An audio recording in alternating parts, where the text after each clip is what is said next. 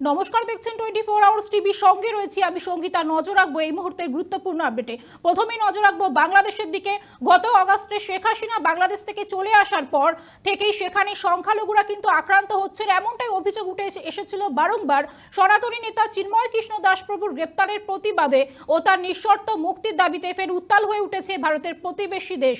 সেই উত্তাপের আজ কিন্তু এপার বাংলাতেও রাষ্ট্রদ্রোহের অভিযোগে গ্রেপ্তার করা হয় চিন্ময় কৃষ্ণ দাসকে। এরপর থেকে জেল হেফাজতে পাঠানোর নির্দেশ দেয় চট্টগ্রাম মেট্রোপলিটন ম্যাজিস্ট্রেট আদালত। পরে আদালতে তার জামিন নাকচ করা হয়। চিন্ময় কৃষ্ণ দাসপ্রভুর মুক্তির দাবিতে এবং লাগাতার বাংলাদেশে সংখ্যালঘুদের উপর হয়ে চলা অত্যাচারের বিরুদ্ধে পথে নেমেছেন বাংলাদেশের সংখ্যালঘু সম্প্রদায়ের মানুষরা। ওপার বাংলার আঁচ কিন্তু এপার বাংলাতেও। বিধানসভা চত্বরে আমরা বারংবার দেখেছি বিজেপির বিক্ষোভ মিছিল, বিভিন্ন হিন্দু সংগঠন এবং সাধারণ মানুষ কিন্তু পথে নেমে এসেছেন বাংলাদেশে হিন্দুদের ওপর লাগাতার নির্যাতনের প্রতিবাদ এবং ইসকনের সন্ন্যাসী চিন্ময় কৃষ্ণ দাসের মুক্তির দাবিতে কলকাতার রাস্তায় বিশাল মিছিল করে হিন্দু সংগঠনগুলি। হিন্দু জাগরণ মঞ্চের ডাকে এই মিছিলে অংশগ্রহণ করেন বিভিন্ন হিন্দু সংগঠন। মিছিলের নেতৃত্বে ছিলেন বিভিন্ন মঠ এবং মিশনের সন্ন্যাসীরা। গতকালই আমরা দেখিয়েছি শিয়ালদা থেকে আচার্য জগদীশ চন্দ্র বসু রোড ধরে গিয়ে বাংলাদেশ ডেপুটি হাই কমিশনের সামনে শেষ হয় মিছিল। মিছিল থেকে হিন্দু নির্যাতনের বিরুদ্ধে ওঠে মুহুর্মুহু স্লোগান। ওপার বাংলা রাজ কিন্তু এপার বাংলাতেও। ওপার বাংলার রাজ এপার বাংলাতেও। কলকাতার রাস্তায় এপার বাংলার হিন্দু সংগঠনগুলি থেকে শুরু করে সাধারণ মানুষ কিন্তু পথে নেমেছে। দিল্লিতে সংসদের শীতকালীন অধিবেশনে অংশ নেওয়ার সময় এই নিয়ে প্রতিবাদ করেন তৃণমূলের সর্বভারতীয় সাধারণ সম্পাদক অভিষেক বন্দ্যোপাধ্যায়। এদিন মমতার গলাতেও কিন্তু একই সুর শোনা গেল। মুখ্যমন্ত্রী তার গলাতেও কিন্তু একই সুর। তিনি জানান বাংলাদেশের পরিস্থিতি নিয়ে তিনি উদ্বিগ্ন, তবে বিদেশ নীতির বিষয় জড়িয়ে আছে, তাই সেই বিষয়ে তিনি মন্তব্য করতে পারবেন না।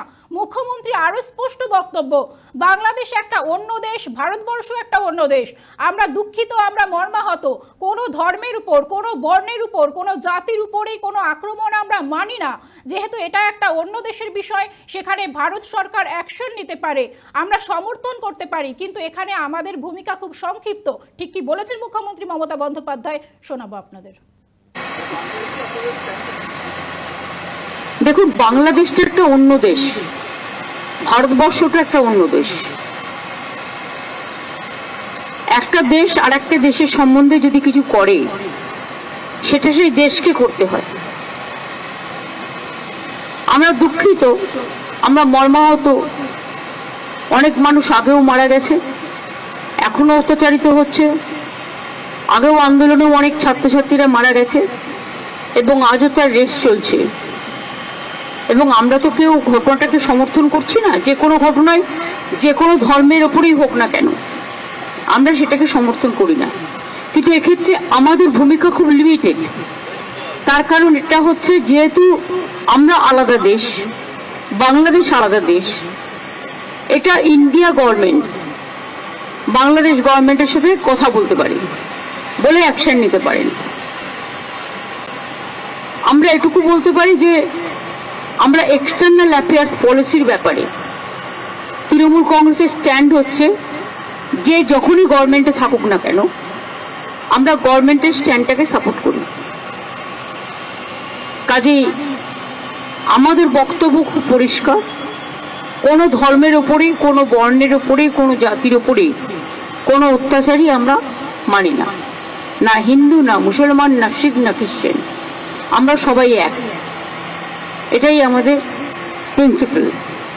সুতরাং বুঝলে, আমার কথা দিয়ে বুঝতে পারলেন, আমরা যেসব ঘটনা আজ নয় গত 1 বছর ধরে ঘটছে, প্রত্যেকটা ঘটনার জন্যই আমরা দুঃখিত। কিন্তু দুঃখিত হলেও আমরা যেহেতু একটা অন্য দেশের নাগরিক এবং আমাদের স্টেট গভর্নমেন্ট আছে, কিন্তু সেন্ট্রাল গভর্নমেন্টও আছে, সুতরাং এটা জিওআই মানে government of India can take up the matter with the Bangladesh government. এটা both the countries কথা বলতে পারে, সেটেল করতে পারে। এক্ষেত্রে আমাদের তো কোনোভাবে ইনভলভ করা হয় না এবং আমরা জানিও না। তিস্তা ব্যাপারে চুক্তি হয়ে গেছিল, আপনারা জানেন, যে আমাদের জানানো হয়। কাজে আমাদের দিক থেকে আমরা বাংলাদেশকে ভালোবাসি, বাংলাদেশও আমাদের ইন্ডিয়াকে নিশ্চয়ই ভালোবাসে, বাংলাকেও ভালোবাসে। আমাদের ভাষা, সাহিত্য, পোশাক পরিচ্ছদ সবই এক। রাজনৈতিকভাবে যাই মতভেদ থাকুক না কেন, আমরা এটা নিশ্চয়ই চাই না যে কোনো ধর্মে ধর্মে বিভেদ হোক এবং তার কোনো রেশ কারো উপর পড়ুক, এটা আমরা কখনোই চাই না। আপনাদেরকে শোনাচ্ছিলেন মুখ্যমন্ত্রী মমতা বন্দ্যোপাধ্যায়ের বক্তব্য, এবং তৃণমূল নেতা কুণাল ঘোষ তিনিও কিন্তু মুখ্যমন্ত্রী মমতা বন্দ্যোপাধ্যায় সুরেই সুর মিলিয়েছেন। বাংলাদেশ একটা অন্য দেশ, তিনি বলছেন বাংলাদেশ একটা অন্য দেশ, ভারতবর্ষ একটা অন্য দেশ, এটা আন্তর্জাতিক বিষয়। এ বিষয়ে আমরা কেন্দ্রের পদক্ষেপকে সমর্থন করতে পারি, এর বেশি কিন্তু আমরা কিছু করতে পারি না।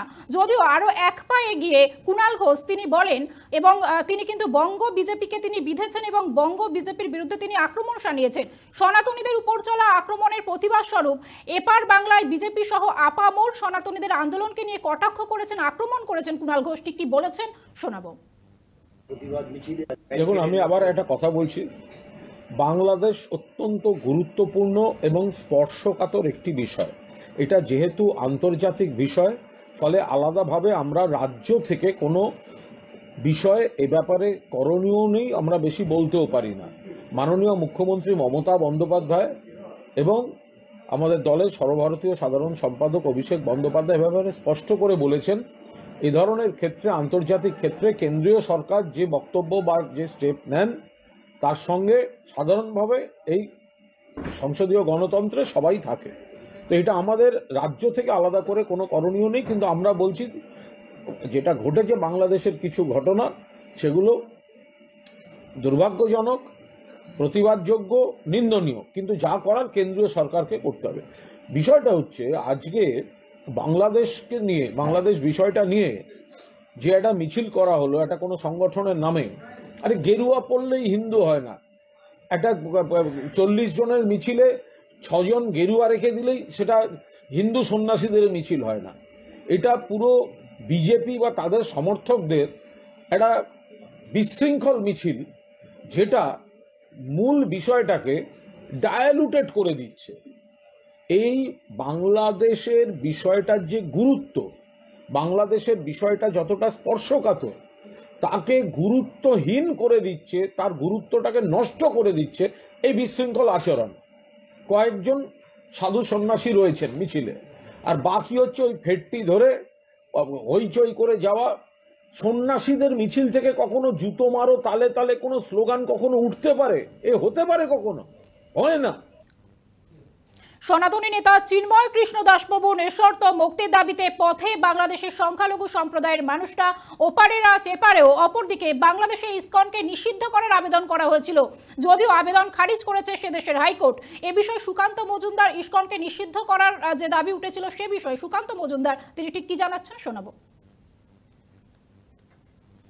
আবেদন কোর্টে জমা পড়েছিল যে ইসকনকে ব্যান করতে হবে। বাংলাদেশি মৌলবাদীরা এই দাবিটা প্রচন্ড তারা তুলেছে, এবং আজকে হাইকোর্ট আপাতত এক্ষেত্রে কোনো রায় দেয়নি, কিন্তু এই আশঙ্কাটা থেকেই যাচ্ছে যে ইসকনকে ব্যান করা হতে পারে ওদেশে।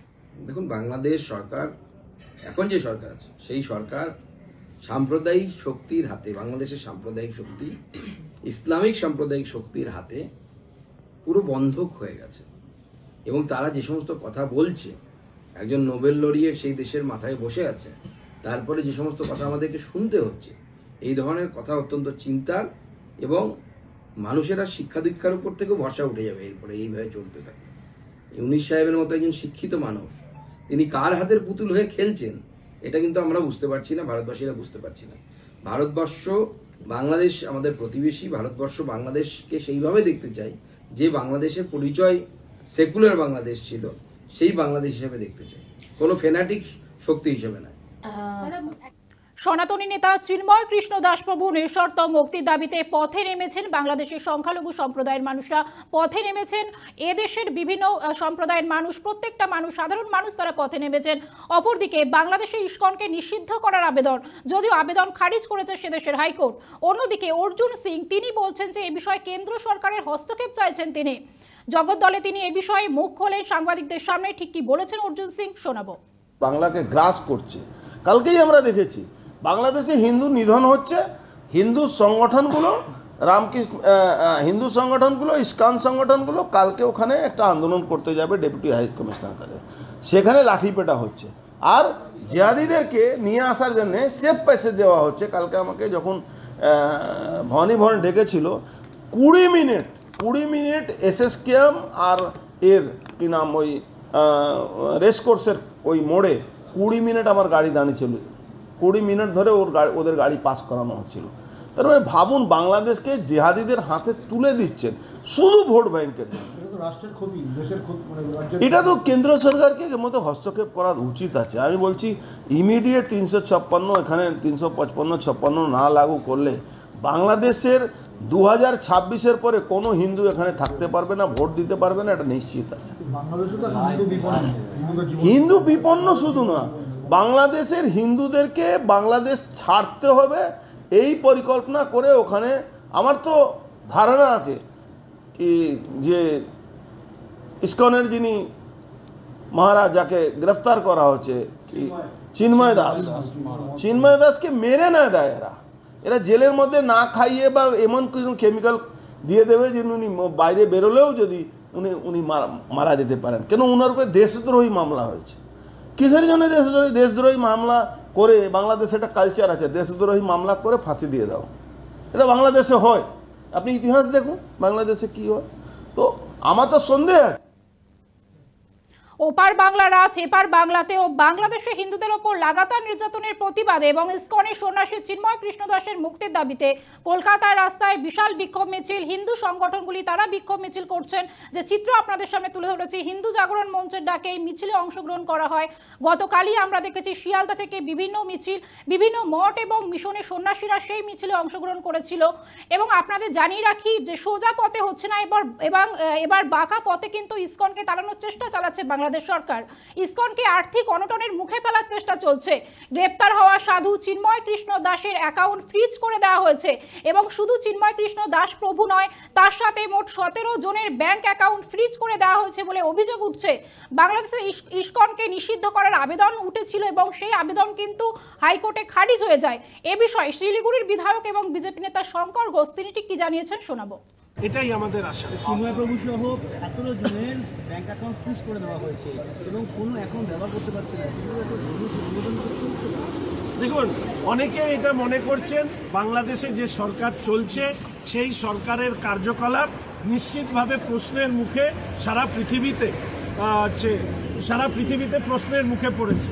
এই প্রসঙ্গে শুধু একটি কথাই বলবো, যেহেতু এটা প্রতিবেশী রাষ্ট্রের বিষয়, কেন্দ্রের সরকার রয়েছে, কেন্দ্রের সরকার প্রতিটি মুহূর্তে এই বিষয় নিয়ে বিবৃতি দেওয়া এবং প্রয়োজনীয় হস্তক্ষেপ করছে। আমি একজন জনপ্রতিনিধি হিসাবে নিশ্চিতভাবে এই ধরনের বিষয়ে আমার বেদনার কথা ব্যক্ত করতে পারি, কিন্তু পদক্ষেপের প্রশ্নে কেন্দ্রের সরকার যে পদক্ষেপ নেবে সেই পদক্ষেপের সনাতনী নেতা চিন্ময় কৃষ্ণ দাস প্রভুর গ্রেপ্তারের প্রতিবাদে এবং তার নিঃশর্ত মুক্তির দাবিতে ফের উত্তাল হয়ে উঠেছে ভারতের প্রতিবেশী দেশ এবং সেই উত্তাপের আজ কিন্তু ওপার থেকে এপারেও এসেছে। রাষ্ট্রদ্রোহের অভিযোগে গ্রেপ্তার করা হয় চিন্ময় কৃষ্ণ দাসকে। এরপর তাকে জেল হেফাজতে পাঠানোর নির্দেশ দেওয়া হয় চট্টগ্রাম মেট্রোপলিটন ম্যাজিস্ট্রেট আদালতে এবং পরে তাকে আদালতে তার জামিন কিন্তু নাকচ করা হয়। এবং আজকের আপডেট অনুযায়ী কিন্তু চিন্ময় কৃষ্ণ দাস প্রভু সহ 17 জনের ব্যাংক অ্যাকাউন্ট কিন্তু ফ্রিজ করে দেওয়া হয়েছে। এবং আপনাদেরকে জানিয়ে রাখি, ইসকনকে একটা আর্থিক অনটনের মুখে ফেলার চেষ্টা করছে বাংলাদেশ সরকার। এখন এই পর্যন্তই। পরবর্তী খবরের জন্য নজর রাখুন শুধুমাত্র 24 আওয়ার্স টিভির পর্দায়, সবার পাশে সবসময়।